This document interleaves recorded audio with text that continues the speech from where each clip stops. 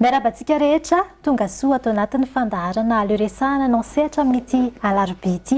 eto amin'ny fahitalavitra Record Madagasikara sy amin'ny page Facebook Record Madagasikara ihany koa dia asaina indray anao tompoko vavy sy tompoko lahy araka amin'ny hatrany farany mandritra ireto minitra maromaro raha antsika amin'ny fandaharana aleoresahana anao ny sehatra ireto amin'ity anio ity dia iresaka mahakasika kokoa ny asa fanaovan-gazety isika fa mialohan'izay aloha dia ampahafantarina anareo ny vahiny izay nasaina manokana vahiny ato anatin'ny fandaharana aleoresahana anao sehatra amin'izao alina izao Ramatoa Miray Andriambolanoro atsoko hoe Miray angambany eto amin'ny plateau izay coordonnateur de programme anivon'ny FES miarahaba anao tompoko tonga soa eto amin'ny plateau any aleoresahana faly koa miantrano ato amin'ny record TV androany tonga soa satria voasamba no ny vahiny teto amin'ny plateau ny aleoresahana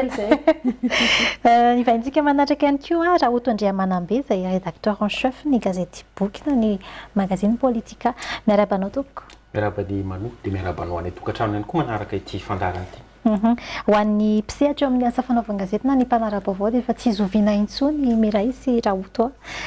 satria dia izay tokoa no resahantsika bebe kokoa ato anatin'ny fandaharana amin'ity alina ity mahakasika indrindra ny politika araka ny fanambarako teo fa mialohan'izay aloha sambany anareo no raisinay dia ankafaliana no andraisan'ny fandaharana aleoresahana anao sehatra ny ekipan'ny politika amin'ity anio ity tsy hoe aty amin'ny farany voana saina fa betsaka ny sika ifampizarana ny fimiazan'ny Raoto dia efa milaza ny zavatra be dia be izy fatombohana zavatra rehetra indrindra na dia tia-pamarana na tia-pamarana ary iresaka politika ary isika andao tonga dia ampahafantarina Raoto hoe iza moa politika satria anao rédacteur en chef teo anivon'izany politika zany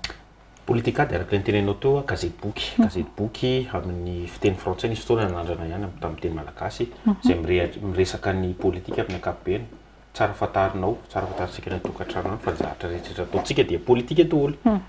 na politika zany politika politisiana zany na ny toe-karena zany na ny sosialy zany ary ny politika no mibaiko ny ataontsika hoe ny fihetsika sy ny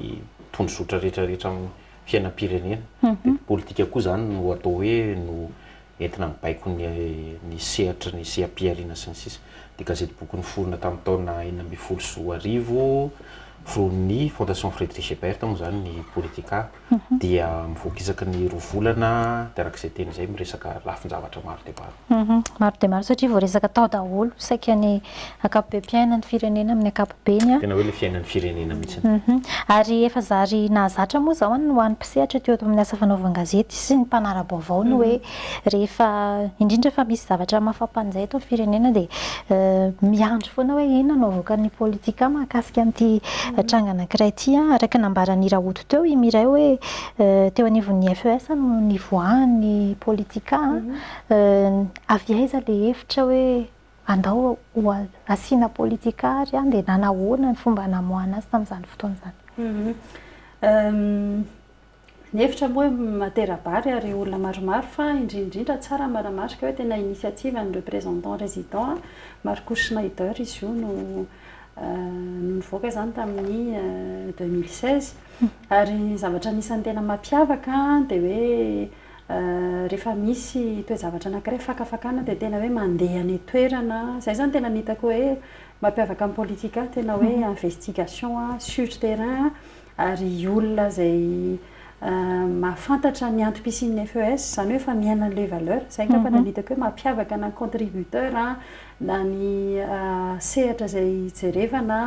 na koa hoe ohatrany ahoana ny cible izay miandry ny valiny tsy analizy ataontsika ity dia ao anatin'izany rehetrarehetra izany dia anisany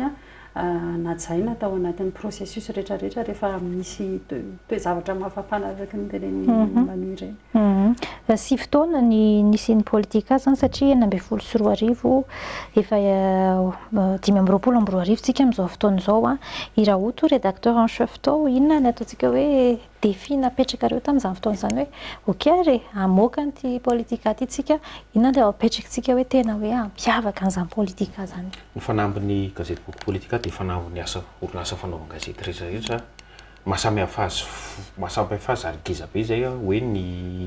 ny fondation allemande ohatrany hoe fondation Frédéric Ebert namatsy volana azy zany hoe tsy nisy an'ilay teriterara économique izay iainany mino fa nareo to amin'ireo nara politika ihany koa Ara économique aloha voalohany indrindra satria anisan'ny teringeza be indrindra mahazo ny asa fanaovana gazety amin'izao fotoana izao. Minao fa nareo atao amin'ny record koa miaina an'izany ary be dia be ireo orinasa fanaovana gazety sy orinasa tserasera miaina an'izay fanampy ara économique izay. Dia araka le teninao teo moa izany hoe indrindrandrindra ihany koa fa misy an'le fahalalana ara-politika ihany koa. Dia ny fanampy moa izany dia ny fanampy tena ngeza be indrindra dia hoe ahoana ny ahafahana miteny zava-misy eto anivon'ny firenena mamakafaka ny zava-misy satria isaky ny volana no mivoaka ilay gazety boky zany hoe tsy afaka miresaka ny zava-misy amin'izao fotoana izao loatra hoe ny androany dia ny androany fa miemotra kely makabahana kely ahafahana madinika ao amin'ny fomba ahoana ohatra hoe zahatra mitranga amin'izao fotoana izao fantatsika zany le mahakasika le zany tsy nanenjika scope loatra koa fanapozinana ara-sakafo ohatra misy fomba maro ahafahana miresaka an'iny ao ny resaka mety resantsika ny resaka ara-piarahamonina araka mety azo resahana ara-politika ihany koa araka angovo ihany koa dia izay foana zany ezahana hoe izay ny fanampy ngeza be indrindra hoe amin'ny fomba ahoana ny resahana toe-javatra anankiray tsy voatery amin'le hoe zava-misy zao dia zao mampihetsi-po amin'izao fa misy an'le makabahana kely miemotra kely ahafahana mijery hoe ahoana marina ka indrindrandrindra hoe azontsika vakiana foana na afaka 10 taona na afaka 7 taona dia minao fa tafita ihany angambany na dia marina maro ohatra fanampy izay ataontsika hoe izay tondrosotra napetraka tany amboloha izay. Amin'ny ankapobeny ve ataontsika hoe afa-po ny ekipan'ny politika tamin'izay numéro rehetra izay nivoaka teo raha ianareo no manao jerin-todika tao anatin'izay 9 raha manao jerin-todika eo amin'ny laharana 9 ary nisy koa ny ataontsika hoe hors série anakenina na 7 izy teo zany hoe amin'ny 9 eo zany ny ataontsika hoe ny afa-polo raha izay manokana tena hoe nataonay izay tokony natao ary betsaka ny zavatra vita satria tsy 46 numéro reo ihany ny héritage fa tena hoe ny olona izay afaka ny fanerasera sy ny fampizara ny hevitra sy ny analyzy ary ny politika dia tena hoe ambom-piaonan'ny ataontsika hoe intelligence collective kely tao anatin'iny vao mamaky ny gazety boky politika zany ny olona dia efa mifankafantatra hoe izao ny hevitra ihany na izao ny hevitra izao ny sehatra rehetrarehetra izay mifankafakaina tao ny olona izay nomena feo reo ataontsika hoe ny olona izay matetika tapenam-bava sy ireo izay ataontsika hoe thème izay mety mafampana anisan'ny jeren'ny politika ary matetika araka le lazaina isy rahoto tamin'ny andron'ny conférence de presse izay ataontsika hoe misy angle mort mihitsy izay matetika tsy hita amin'ny mpanao gazety raha ohatra zao misy an'ty resaka fanafisina ara-sakafo ty matetika dia ohatrany hoe le efa misy no taterina fa eo zany dia tena anisan'ny ataontsika hoe fanamby anankiray mety andrasana ao amin'ny mpanao gazety koa hoe aiza le angle mety hitatsika amin'izao fotoana izao nefa mety afaka hita ihany amin'ny alalan'ny fidinany fotony amin'ny alalan'ny fa eo koa zany le hoe misy teritery ve ary izay zavatra ihany isan'ny nananan'ny politika izay fahalalan'izay dia iny moa zany le hoe inona tsy vitanay ozy izy nareo tamin'ny fanontaniana hoe za afaka tohizanareo le izy tsy teny zay hoe inona tsy vita fa betsaka nefa vita fa tena hoe anasanan'ny mpanao gazety mihitsy zany hoe betsaka ny mbola zavatra azo trandrahana amin'ny mahampanao gazety indrindra fa hoe mahampanao gazety matianina anareo moa zany dia izay angamba ny fanampy tokony tohizana mbola misy angle be da be miandry fotsiny ihany ho fakafakainy efa somary natsipinira oto teo ihany fa ma-rédacteur en chef mihitsy dia eto amin'ny aleoresahana ianao dia ho resahantsika androany araka nambaranao teo hoe mety iraisan'ny asa fanaovana gazety amin'ny ankapobeny na ny orinasan'ny gazety mihitsy le hoe resaka teritery ara-ekonomika ara-politika tsy tena ny ainanareo loatra izay fa mino kosa fa ny ainan'ny mpanao gazety ny politika tao anatin'izay fotoana sy fotoana nisin'izay ilay olana izay iarahany mpanao gazety miaina rehefa eny an-kianja eny amin'ny resaka source na formation ohatra ny fikatona ny ataontsika hoe loharanom-baovao sasany nanahoana ny netin'ny politika ny ohatrany reny nafahana nanome an'izay vokatra tao anatin'ireo numéro maromaro navoaka ireo izay. Anisan'ny adihevitra ngeza-be zao mahakasika hoe fisokafan'ny loharanom-baovao na ny fomba ahafahany tsy ho an'ny mpanao gazety rery io fa misy le adisisika atao mahakasika ny loi accès sur l'information à l'information zany tsy ho an'ny mpanao gazety rery satria mitovy amin'ny misakafo sy misotro rano sy mandeha any am-pianarana ny olo-pirenena ihany koa dia manana zo indrindra ahazo angom-baovao, ahazo information mahakasika ny zava-misy eo anivon'ny firenena anankiray. Tsy mpanao gazety rery fa fototra ho an'ny olo-pirenena aloha. Fa ho antsika mpanao gazety sika ny fitaovana kirakiraintsika voalohany tsy ny caméra sy ny penina fa ny angom-baovao, ny torohay, ny information. Dia araka le fantatsika moa zany amin'izao fotoana izao tsy tamin'izao rery fa hatramin'izay io indraindray mety misy teritery ahafahana teritery ny fomba fisitrahana zay loharanom-baovao zay. Ary indraindray ihany koa misy olona te-teny fa no ny asa manandraiky dia tsy afaka miteny izy. Misy koa ny olo-ny tompon'andraiky mpanjakana, tompony fahefana sy tompony fitantanan-draharaha tsy fitondrana fitantanan-draharaha tsy mazoto hiteny nefa zavatra ataoko hoe tokony fantatry ny olona sady fantany tokony fantatry ny olona indrindrandrindra no zava-dehibe ny anivon'ny firenena araka hoe zo fototra ny mahazo information. Dia toy ny mpanao gazety rehetrarehetra angamba nisy fotoana tsy hafa nanoatra ny politika fa dia niaina tamin'ny zava-misy. Dia zahay ary zany nanatombony any io mba nisokatra ihany ataoko hoe ihany ireo loharanom-baovao na ny pomba ny fitondrana zany na ny tsy pomba ny fitondrana zany tsy voatery hoe mpanohatra moa zany. Fa matetika araka mino aho fa na zavatra iainantsika miaraka zany hoe mora kokoa ho an'ny olona manohatra ny fitondrana no miteny matetika no le ao anatin'ny amina ataontsika hoe amina orinasa tserasera orinasam-baovao anankiray izay tsy voatery miandany amin'iza na amin'iza na manohatra noho ny hoe olona mitondra an'ilay fahefana moramora kokoa an'ireny ho an'ny mitondra fahefana moa zany dia zay asa orinasa mpanaova gazety miandany aminy mahafinaritra anazy miresaka aminy. Nefa tadio fa ny hevitra ihany koa araka le teny teo hevitra terabary fa indrindrandrindra le hevitra mifanohatra sy mifampikasoka sy miady iny mihitsy zay natao hoe ady hevitra. Dia hita tao anatin'ny politika daholo ireny hevitra samihafa. Zay zany anisany hoe ezaka anankiray. Ianao moa zany anontany teo hoe afa-po sa tsy afa-po. Tsisy ho afa-po zato isan-jato fa niezaka foana nanome feo maro loko sy feon-dakilosy maro. Ary zany kosa aloha tena ezaka amiko zany tsy ezaka koa tsy tokony hoe ezaka zany ho ana mpanao gazety fa anisan'ny fototra iray ny asa fanaova gazety zay. Tsy maintsy tsy hoe miezaka fa tsy maintsy manao an'izay. Rehefa manome fitenenana ny mpanohana fitondrana ianao dia omeo koa ny ankilany. Omeo feo koa ireo tsy heno feo matetika ohatrany hoe ny olona voahilikilika. Izaho nameo feo ihany koa ny andriambavilanitra satria fataro. Ny zavatra mahavatana antsika mpanao gazety matetika tsy fitsarana mpanao gazety sy na fitsarana asa mpanao gazety fa rehefa misy sehatra teknika dia lehilahy foana manavanana. Ohatran'izany zao mba niezaka natao mba ezaka nataonay zao ohatra hoe resaka ekônomia dia tena ekônomista vehivavy foana ny ezarana antsony. Resaka filôzofia vehivavy foana. Resaka sosiôlôjia vehivavy foana no ezahana aloha satria matetika ireny manjary tsika mpanao gazety any indray mikolokolo an'ilay stéréotype zany hoe fa io foana mahazatra rehefa resaka vehivavy dia kolotsaina zany na resaka nahandro zany na resaka fiainana isan'andro zany. Dia izay zany niezaka dia apresiana ny orinasa fanaova gazety koa hanohy an'izay ezaka natao zay. Tsy izay voalohany nanao an'izay ary nefa tsy izay ny farany. Raha manoloana an'ilay hoe satria nambarantsika tao anatin'ny FES mihitsy ny FES mihitsy no ohatrany hoe nanana an'ilay inisiativa nanao ny politika ireo zavatra nambarany raha oto rehetrarehetra ireo nanahoana ny fandraisan'ny ataontsika indray hoe FES ny izay contrainte rehetrarehetra ny ainana izay inona le ataontsika hoe anjara biriky zany no entiny teo amin'ny asa fanaovan-gazety rehefa avy eo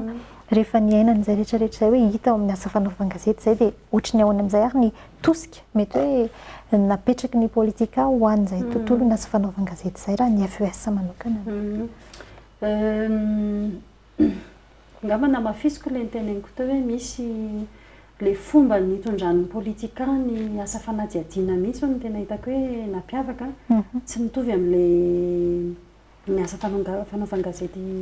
amin'ny ankapobeny satria rehefa tena mandinika zany zao amin'izao ary betsaka no mahita an'izay hoe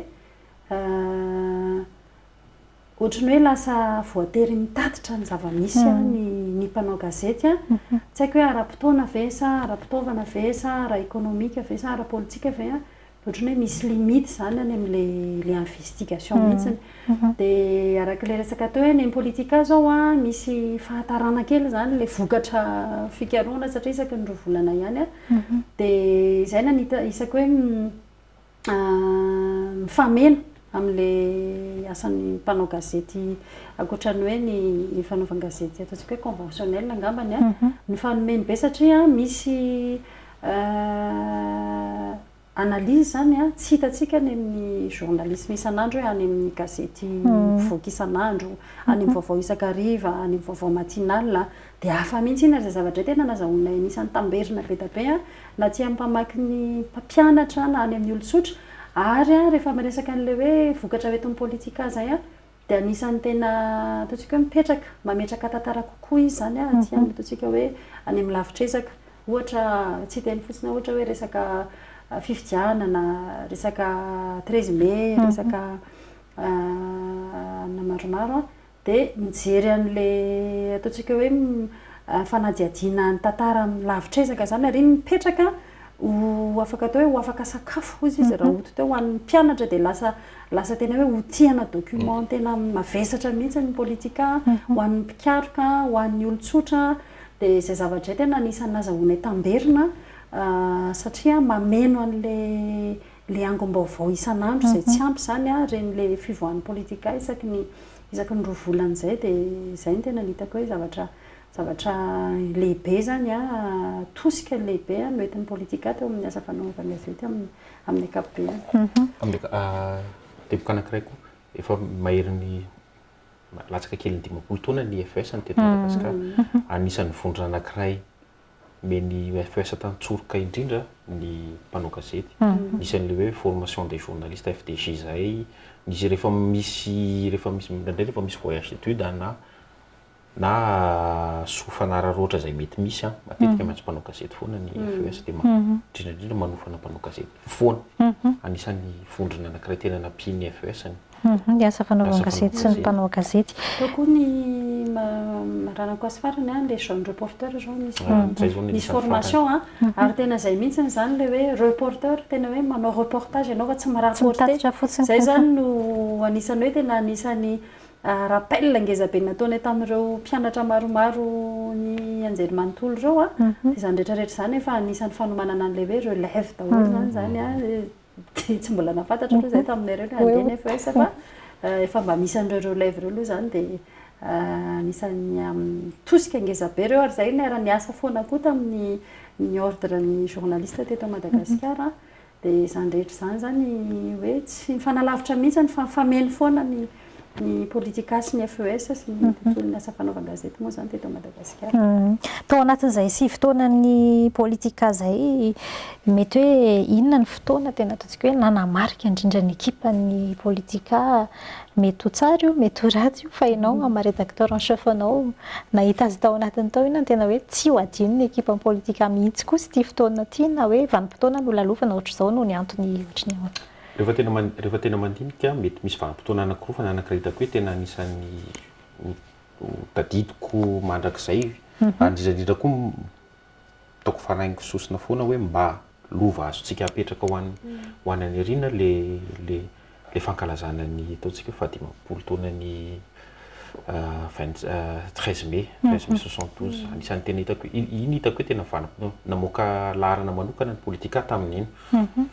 satria niara-niasa tamin'ny tany amin'ny anjery manontolo teny Ankatso nanao an'ilay nanatotosan'ilay laharana dia tena fandrimbona ihany koa na ny mpampianatra zany na mpampianatra mpikaroka na mpikaroka mpampianatra mpanao gazety indrindrandrindra ihany koa fa na ireo mozea ihany koa izay nanome sary hitako hoe zava-dehibe ilay izy satria nametraka zavatra ho an'ny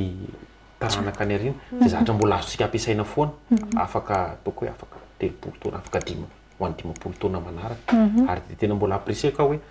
na ny mpikaroko zany na ny mpanoratra na ny mpanao gazety no afaka mahavita fitaovana ho an'ny tantara ohatran'ireny iny angamba ny tena teboka raha tena hitako hoe ho anahy manokana zay ary tena misy fahafaliam-pongeza atao anatiko hoe nambana nametraka an'iny satria tsy ho anala izy zay vao tena tonga saina ohatrany rehetrarehetra hoe tsy ho anala izy zay koa ny tena tantsika mpanao gazety tsy ho atsika fa ho an'ireo zanatsika ho an'ireo havatsika ho an'ny taranaka izay mifandimby. Ny miray mety na tena nanamarika anao tamin'ny andro nidirako tamin'ny FES mihitsy ny 13 mai moa ary anisan'ny zavatra tena ngeza be fa anisan'ny nanamarika anay koa nanao an'ity édition farany hoe héritage ity satria tena hoe ny mpamakiana an'le izy tena mpanaovanareo lecture dia tena ohatrany hoe tamberina daholo hoe tonga saina hoe efa izao zavatra vitatsika ary tena anisany ohatrany hoe nampisy fierté be eo le émotion mety misy hoe alahelo fa faly nefa ny hoe zao kay ny asa nataontsika hatramin'izay ary tao anatina rush be mihitsy izay nanao an'ity politika héritage ity raha hitantsika tsy nininay tsy maika be zany namoaka anazy tamin'ny tany amin'ny Villa Berlin satria zavatra tsara be foana no tianay avoaka na ny ao anatiny na ny kalitao na ny forme moa zany dia angamba tena anisany zavatra hoe mahafinaritra dia le stress kelin'ny équipe iny foana isaky ny andeha hamoaka azy ary iny tena ohatrany hoe expérience be foana satria ahoana ihany passe baolina eo dia reny zavatra reny zany anisany atao hoe preuve d'engagement anay tao anatin'ny fanaovana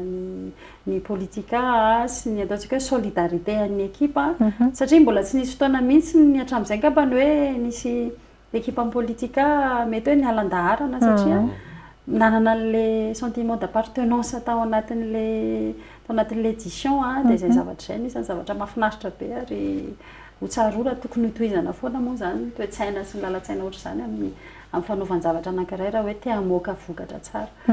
Ary ny ataontsika hoe mety nisy fotoana tena tsy ho adino indray hoe tena sarotra indrindra ve ho an'ny équipe en politika ka mety hoe tany amin'ny fanangonana ny vaovao soratana sa mety hoe nisy nanamarika kely ve tao hoe ty tena sarotra nanahoana ny ngamba anisan'ny ho an'ny asa fanao gazety mihitsy ilay izy fotoana ray nanamarika ngamba tamin'ny akatoky ny fifidianana filoham-pirenena tamin'ny 2024 nanam-pandriana zay niaraka tamin'ny représentant résident tamin'izany Marcus Schneider hoe amoaka fitsapahakevitra sondage zavatra fatao any an-dafy zany tsisy hoe mystère be hoe manao hoana ny an-dafy fatao foana zany ary tsy amin'ny vanim-potoana ny fampelezan-kevitra sy akatoky ny fifidianana ihany fa ny tsefatsefan'ny fiainana ara-politika ohatran'izao zao any France mbola lavitra ezaka ny fifidianana filoham-pirenena fa misy sondage matetika ahafahana mahafantatra hoe aiza ho aiza indrindrandrindra tsy voatery hoe ny fitiavan'olona ny mpanao politika anankiray fa aiza ho aiza ny hevitry olona anankiray io mihoatra amin'ny zava-misy amin'izao ohatra hoe amin'izao fotoana izao hoe fisokafana kokoa no ilaina sa hoe andao hididy atao anatiny kokoa zany hoe tsy tia vahiny tsy tia tena hoe fankalana vahiny tsy sa hoe andao hisokatra kokoa ohatrany hoe ny gauche zao miteny hoe ny erin-takavia miteny hoe andao hisokatra kokoa andao ny ankavanana iray miteny hoe isika aloha no zava-dehibe dia nihafa zay vao nihafa dia nanao an'izay zany tamin'ny 2024 dia ho an'izay tsy nahafantatra tamin'izay fotoana izay nisakana ny fitondram-panjakana teo aloha fitondram-panjakana Era-Jaonary Mampianatra tsy izy manokana fa tamin'ny fotoana andro hoe tsy avela hivoaka ilay izy efa ny andro ny tokony hamoahana anazy no hoe tamin'izay fotoana izay ary moa zany dia nanondroatan'ny fitondram-panjakana taratasy mihitsy ny maso ivony Allemagne teto Madagasikara maso ivony Allemagne tsy nametraka tsindry taminay zay aloha tsisy tsindry napetrany mihitsy fa ozy izy hoe jereo fotsiny izay marimaritra raisana dia aloha dia mazava ho azy moa zany satria tadidio fa firaisan-kina sy fiaraha-miasa avy any ivelany foana ihany coopération no iainany FES eto dia nijerena marimaritra raisana dia hoe ndao ary tsy avoaka zany fa zay moa zany zahatra tsindry manokana nahazo anay tamin'ireny fotoana ireny fa nesorina le pejy tsy navoaka le sondage fa efa nisy asa be dia be tao ambadika tao ohatrany numéro rehetra ary tamin'izay ary vao mahay asa manokana mihitsy fa ho anay manokana moa zany lesony ireny politika sy ny asa fanaovan-gazety efa somary ataontsika hoe voaresaka teo foana ihany moa zany izay rehetrarehetra izay fa hoe raha ataontsika indray mitodika ny 7 taona teo izay nisy vita atao ngezabe nisy ihany koa ny ataontsika hoe tsy vita atao raha teo amin'ny asa fanaovan-gazety fa raha ho an'ny miray manokana mety hoe inona ny izay le hoe kely mety tsy vita zay sy ny miandry ny asa fanaovan-gazety aorianany politika. Ataontsika hoe ny defian'ny fanaovan-gazety ngamba ny amin'ny ankapobeny efa fantatritsika ny ataontsika hoe ny politisation ny ara économique ny ataontsika hoe ny resaka professionnalisme koa betsaka ny ataontsika hoe renforcement de capacité ngamba ny anampiana mpanao gazety manokana zany mbola maro tsy tena hoe zao ny tsy vitanay dia zao atao fozy izy hoe efa betsaka ny vitan'ny politika fa mbola maro be koa ny bainga mbola azo avadika zay ngamba nanaovana anazy ary ampaherezana manokana ny mpanao gazety sy ny ataontsika hoe tompony ny média eto Madagasikara mihitsy mba ataontsika hoe hanatsara foana satria mbola misy ataontsika hoe sehatra ahafahana manatsara zay ny tematika ngamba nisany hoe maro be ny tematika mbola afaka resahana ny mety hoe tiana resahana kokoa fa mety hoe tamin'ny vanandro nisy dia mety hoe tsy maintsy nanao fifidianana na ohatra hoe resaka décentralisation zany zao inona ny ataontsika hoe ny lohahevitra zay tena mety ilain'ny firenena any ngamba ny anasana kokoa hoe jereo reto zay tena hita hoe inona ny maharary ny olona ny tena ilain'ny olona ary matetika ireny adino any anatin'ny resaka actualité ndray moa za rehefa mijery vaovao amin'ny andro hariva dia hoe dia misy mitenitsika amin'ny anina hoe zao no nataony ny réseaux sociaux anankiray zao natao dia ohatrany hoe mbola averina ihany nefany etsakilany misy tematika tena be dia be mihitsiny raha eo amin'ny lafin'ny éducation fotsiny ohatra na eo amin'ny lafin'ny fahasalamana maro ny zavatra afaka trandrahana ary mendrika araka ilay teny andrahoto hoe mendrika azo vaovao tena izy sy afantatra ny fireneny koa ny olom-pirenena anankiray satria raha miteny fotsiny hoe amin'ny lafin'ny fizahantany tena anjarany afaka ataon'ny mpanao gazety mihitsy ny tena hoe mandritra ny période de vacances ohatra dia andaotsika hijery tanàna fotsiny efa maro misy manao an'izany fa zany zao mety afaka piny zany hoe ahoana mba ahafahan'ny tanora manana ny identitéany sy mahafantatra ny taniny dia amin'ny alalantsika mpanao gazety mihitsy no isika ozy na dia hoe tsy mpanao gazety ary fa anisan'ny asa voalohany nataony fiarahana tamin'ny mpanao gazety sehatra be da be no afaka trandrahana manohy ary hitako hoe vitan'ny mpanao gazety zany fa ndraindray mety hoe adino dia fampatsiahivana angambany sy fampaherezana no afaka omenay hoe betsaka nefa vitany FES sy ny politika fa maro koa no mbola afaka ataonareo dia ireo ny 46 édition raha misy ilainareo anazy dia tena héritage ngeza be ireo mety mbola misy afaka fakafakain'ny mpanao gazety koa ny ao anatin'io satria misy tematika ataontsika hoe tena manakanisany gazety boky tena manankarena arakevitra ny politika satria le olona zay nomenay sehatra tao anatiny dia tena hoe maro loko araka ny fitenin'ny rahoto anazy teo ary ny sehatra dia tena nitadasika na dia tena hoe nisy sehatra mbola tianay nafahana hoe niasana betsaka kokoa misy koa zany hoe inona ny zavatra mety hoe na mahita amin'ny firenena dia indraindray zay ao anatin'ilay contrainte dia tsy maintsy nitraité kely an'iny aloha zany fa mbola malalaka ny sehatra ny ataontsika hoe ny asa fikarohana sy ny investigation sy ny analyse c'est pas les thèmes qui manquent comme on dit tena hoe be da be mihitsy ny afaka mbola velabelarin'ny mpanao gazety raha hoandrahoto manokana izay hoe inona le tena raha hoanao manokana marédacteur en chef atao dia hoe misy an'izay hoe vita nisy ny tsy vita fa inona le tena mbola miandry ny asa fanaovan-gazety ny mpanao gazety malagasy sy tena ombako manadolo teneny miray teo ary mino fa tsy misy ny fanapelana raha hoe vita dolo zavatra rehetrarehetra tena efa farandro angamba zay tsy zavatra tsy possible zany zavatra tsy maintsy mbola misy fanampy vaovao foana zao fanampy vaovao indray hoe mahakasika ny intelligence artificielle fanampy ngeza be mahakasika amin'ny fiovan'ny toetrandro fanampy ngeza be ihany koa fa lay loha hevitra teo apiko kely hoe misy indraindray misy tebo karaha tsy dia tsy voaresaka matetika nefa ndreny mihitsy ary zavatra tena hiadiny FES ohatra zao mahakasika ny syndicat zany zao tena ngeza be mihitsy zany ary ihany koa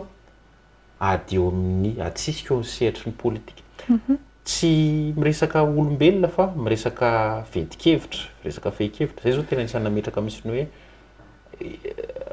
inona marina ny vinanao tsy vinakory ny azy satria be deabe no miresaka an'izany fa hoe ianao ty a dia aiza misy ianao ankavia sy ankavanana raha ankavia ianao a dia mpomba kokoa amin'ny asan'ny mahaolona zany ianao zany zay zany hoe mampirovo kokoa ny mahaolona ny asanao rehetrarehetra dia makasika mahaolona ianao mety tsy dia tena mety tsy tiatsika le hevitra mety tsy dia tiatsika izany zavatra zany fa ianao mety tsy dia tena mametraka ny ataontsika hoe ny fivavahana na ny ambony loatra fa ny ianao ny olombelona zava-dehibe aminao raha ankavanana indray ianao a dia mety zava-dehibe aminao ny tsena zay tsena daholo mibaiko zahatra tianao atao kapitala zany hoe le marché ianao mety hoe mifikitra kokoa amin'ny maha izy anao zany hoe tsy amin'ny olombelona maha-pirahalahy sy mpianadahy sy mpirahavavy maha zava-dehibe anao fa ilay olombelona ilay ianao zany zavatra zany tsy maintsy misy fotoana tsy maintsy ho apetraka zany ary be dia betsaka ny antoko politika amin'izao tena be dia be fa misy tendro raisandro antoko politika ireo raha vitantsika afaka 5 taona afaka 10 taona afaka 20 taona mampivondrona heringeza be eto amin'ity firenena ity hoe mety mazavazava kokoa ary mety maharisika kokoa ny olo-pirenena hifidy amin'izay fotoana izay satria fatany zany fa raha mifidy andrakoto izy a dia zao ny lalana andehanany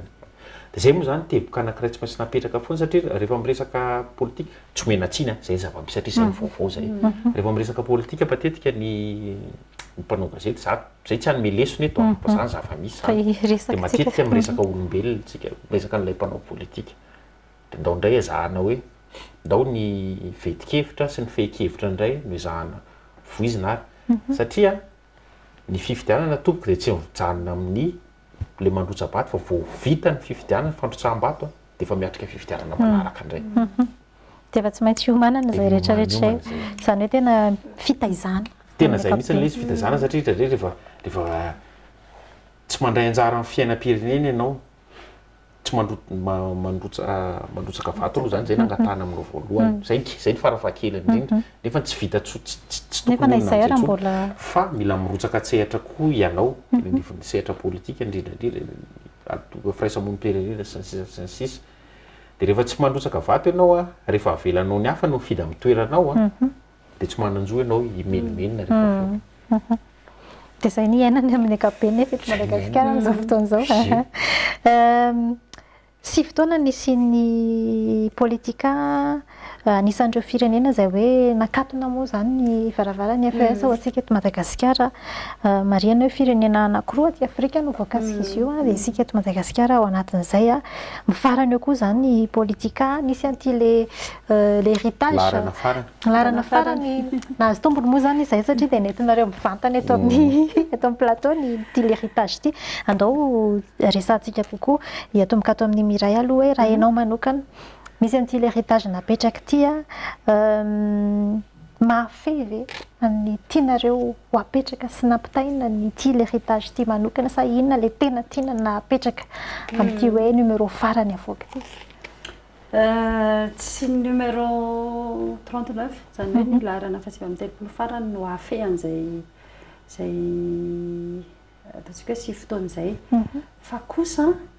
ny teny zay ataontsika hoe fampizarana na ny loha-hevitra izay fakafakaina dia ireo no hitanay hoe sy ny olombelona izay nandray anjara dia ireo ny anisany hoe mivalorizena tao anatin'ilay izy ary fankasitrahana koa amin'ny lafindray hoe inona ny teny farany tianareo omena inona ny tematika mba tianareo resahana nomena sehatra daholo ireo contributeur na ny mpiasan'ny FES na ataoko hoe ny tena koatra izay koa vao anisany nanoratra tao fa taty ambadika foana ny héritage ao anatin'iny dia le lalan-tsaina izay nentin'ny FES ny aina sy ny asa teto Madagasikara foana dia tena hoe fanindrandrana ny rariny sy ny hitsy ny ara-piarahamonina sy ny demokrasia moa zany dia hita taratra ao anatin'io laharana farany io zany rehetrarehetra zany fa ny héritage dia anisan'ireny le numéro anaky 970 ireny izay teneniko foana hoe asaintsika tanora na mpiasa na mpanao gazety satria ireny dia mipetraka ho tantara ireny sady mbola azo atao foana no mijery azy afaka mijery foana dia afaka atao koa miaino azy izay koa tena anisan'ny zava-dehibe izay tianay zary aminao satria misy podcast tany na any anaty bus nareo na aiza izay ezaka manokana nataon'ny FES koa manoloana ny ny fivoaran'ny teknôlôjia anisan'ny fierté anay koa zany reny a hoe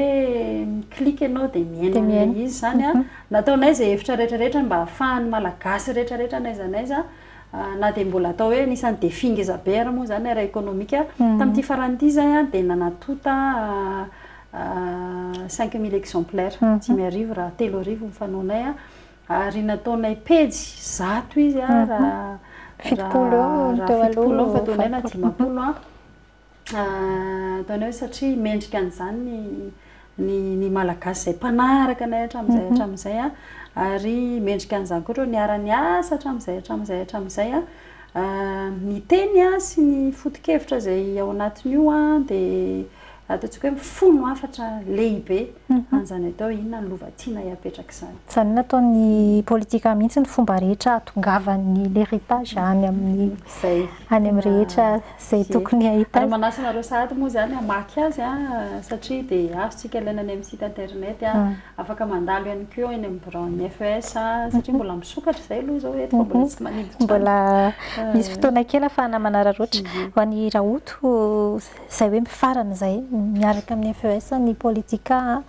ianao tena anisany hoe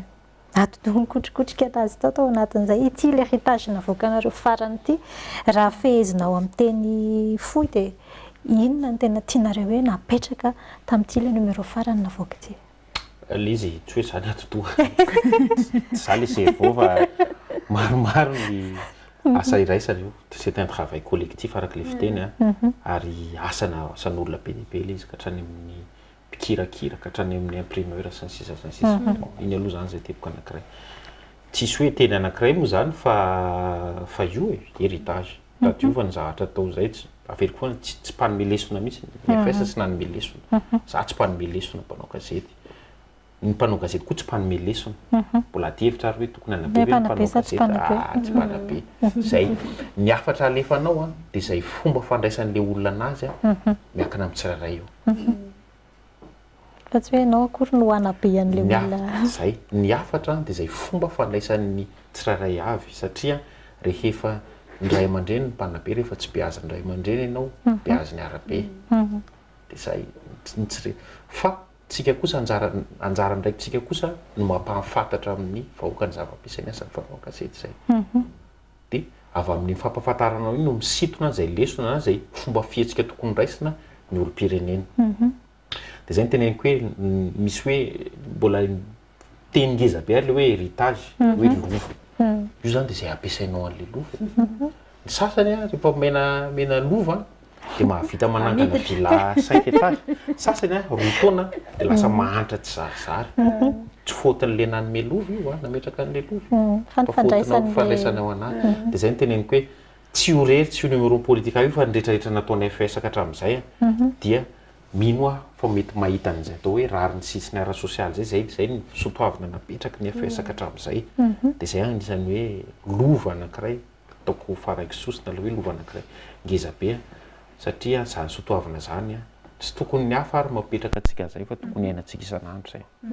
fa ny politika ve zany mety manitikitika amin'ny rehetra ihany hoe tena mety mbola ito sa atreo aloha zay le araka le teny hoe aleo averiko le tenin'ny ramatoa représentant résident hoe aleo tsy manisy fanantenana ho an'ny olona tsy fomba fiteny le hoe tsy fantatsika ny ampitso fa zay ny zava-misy amin'izao 5 zao zay ny zava-misy aloha tapitra ny asan'ny FES teto Madagasikara maherin'ny 50 taona teo latsaka kely izy ny teto Madagasikara politika 10 taona latsaka herintaona izy ny teto Madagasikara tapitra ny anjarany raikitray mazava ho azy ny olombelona eo foana ny asa fanaovana gazety koa eo foana raha ohatra ka hitany nareo na misy mahitany mpiarabelona hoe tsara ny nataon'ny politika dia toy satria araka ilay fitenenana hoe soa fianatra mety hoe ny anarana angambany satria politika dia rattaché amina fondation anankiray zay manao promotion an'ny démocratie sociale ihany zay mety tsy ampitovy azy fa malalaka kosa nefa ny mpiarabelona sy ireo fiarahamonim-pirenena afaka manao tsara raha ohatra ka hoe hitany hoe nisy zavatra tsara nataon'ny politika dia tena mba herezina sy sy tena antsona mihitsy ara ny anoy an'izay misy rona misy telona misy folona maika tsara vomay mety raha politika rery ngamba no ataoko hoe tsy izy rery a maro fa anisany hoe iny tena hoe magazine d'analyse anankiray namakafakara politika ataoko hoe mbola vitsy loatra e tena vitsy kely a fa na misy be da be ara ny firitsika eto Madagasikara ny tematika firy ny zavatra amin'izao tsy ampy mihitsy nyzany raha hoe politika rery fa tena zay zany hoe arak'ilay tenen'Raoto teo hoe lova io a arakarak'izay tianareo anaovana anazy fa eny ny boky rehetrarehetra afaka ampiasaitsika afaka am'izay mapetipety atsika zay mapetipety manana 10 minitra sisa isika maranana tanteraka ny fandaharana efa isorana sady aloha ny ekipan'ny politika nanaiky manokana nasainy aleoresananao setra teto amin'ireo kor Madagasikara tamin'ity alina ity fa amaranantsika azy andao tena te hitodika mihitsy ako ny amin'ny mpisehatra eo amin'ny asa fanaovan-gazety anampy an'izay rehetrarehetra fanambarantsika teo fa ihany koa any amin'ilay nambaran-Raoto teo any amin'ilay mpandray ihany koa mety misy contrainte isika iainana ny asa fanaovan-gazety amin'ny ankapobeny eto Madagasikara raha ho an-Raoto manokana amin'ny rédacteur en chef tao politika anao inona no mety hoe tianao ho ampitaina amin'ny mpanao gazety sy amin'ny mpandray an'izay asa fanaovan-gazety malagasy zay tsy mpanao gazety rery fa amina sehatra maromaro satria ny mpanao gazety tsy mandeha rery ho an'ny inona moa teo ho an'ny fitondram-panjakana aloha tsy mandainga amin'ny tenatsika aloha koa tsy mandainga amin'ny olo-pirenena fa ny asa fanaova gazety malalaka tsisy teritery anisan'ny fototra anankiray ny demokrasia raha te iaina amina demokrasia tsika mila matato hoe misy mpanao gazety malalaka amin'ny asany io manalaka amin'ny asany afaka mitatitra zay zavatra mety zay mahafinaritra atsika fa zay zava-misy tena marina ny fiarahamonina zay aloha zany aloha tsy mandainga amin'ny tenatsika zay ny fototra anankiray ngezabe amina demokrasia anankiray raha zay ny tiatsika iainana dia mila iainana ka hatramin'ny farany ho an'ny mpanao gazety kosa tandroasan'ilay asa zava-dehibe mahakasika ny etika sy déontologie tadidio mbola averiny ty asa masiny ty asantsika ty tsy ny skopo ny zava-dehibe tsy ny buzz ny zava-dehibe ary tsika tsy hifaninana ho an'ny média traditionnel tsy hifaninana amin'ny média vaovao satria misy lafiny anankiray satria mbola azo eritreretina hoe atokisan'ny olona ihany isika nefa zay fatokisa zay mila kolokoloana zay dia ny zava-dehibe indrindra amin'izany dia ny tandroasana zany hoe mitandro an'ilay asa dia ho an'ny tompona orinasa fanaova gazety mila jerena ny toe-javatra iainan'ny mpanao gazety ny situation satria tena za tsy teny eto angambany fa mampahonena zavatra iainan'ny mpanao gazety zay asa toy ny asa rehetrarehetra dikan'izany mila asa mendrika mila karama mendrika mila tontolo iainana mendrika amin'ilay asa fanaova gazety dia farany ho an'ny mpamaky veriko foana so fototra ny manam-baovao sy mahazo angom-baovao na information marina sy ilaina amin'ny fiaina dia zay fanabeazana io fanabeazana isika no mikolokolony zanatsika isika no mikolokolony tenatsika fa fitaovana dolany asa fanaova gazety fitaovana ny mozika fitaovana zany olona miteny fitaovana ny fivavahana fitaovana ny rehetrarehetra fa isika ihany rehefa manao tsara tsika tsy mila olona hafa avy any ivelany iteny hoe ataovany tsara manao ny soa tsika tsy mila olona avy any ivelany teny hoe anao any miray io mena ohatran'izay ihany ataontsika maranana ny fandaharana na maranana ny politika ihany koa raha izay nao zolazana alohan'ny amaranako azy ngamba dia te hisaotra ny anareo tao fandaharana leo resahana satria nareo ny anisany ataoko hoe tele voalohany nanasanay tsy haiko moa raha mbola misy ny manaraka fa zany zavatra zany dia tena midika hoe liana koa ny tontolo fanaovan-gazety amin'ny toe-javatra anankiray ohatra hoe politika zao tsy leritreretinareo hoe sanatria hoe concurrent ny politika fa tena hoe mifamelotsika ary zay zavatra zay dia anisan'ny zava-dehibe ny ahafahana isa Raoto miresaka eto manao zavatra zao dia efa anisan'ny zava-dehibe zany amin'ny asa fanaovan-gazety satria afaka miteny mivantana eto zay ohatra ny ahoana ny zavatra ny aina amin'ny politika nandritra izay fa 7 taona zay efa maro ny zavatra nitenen'Raoto teo miresaka hoe politika sy ny tontolo ny fanaovan-gazety sy ny afatra fanenaha angambany afatra ho an'ny mpanaraka ny politika sy ny mpiara-miasa hatramin'izay marina fa hoe hikatona ny FAS eto Madagasikara fa ny asa dia mitohy ary manasa sy mampahery anareo rehetrarehetra zay journaliste contributeur manaraka an'izao fandaharan'izao moa zany zay isaorana be da be ianareo mpamaky manana laharana 9 ny politika ary mbola mipetraka any tena zava-poana ny asa nataonay nandritra an'izay 7 taona zay raha ohatra ka mipetraka misy vovoka ny fotsiny regny fa tena hoe ty zany tena antso mihitsy hoe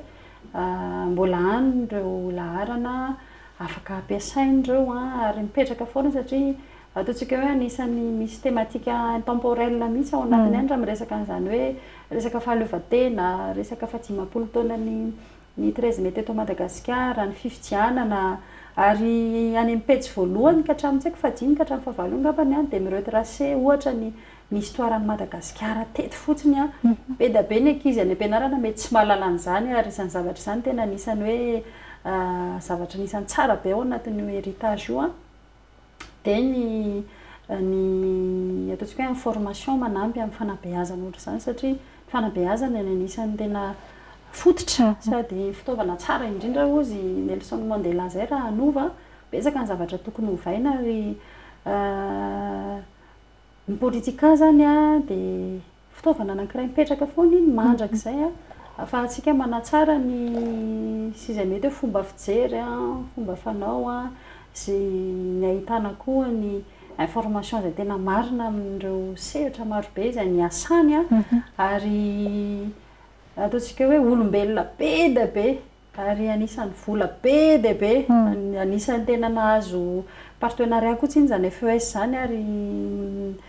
zany zavatra anisany hoe mba fierté koa zany hoe nananan'ireo mpamatsy vola hafa ankoatran'ny tany Allemagne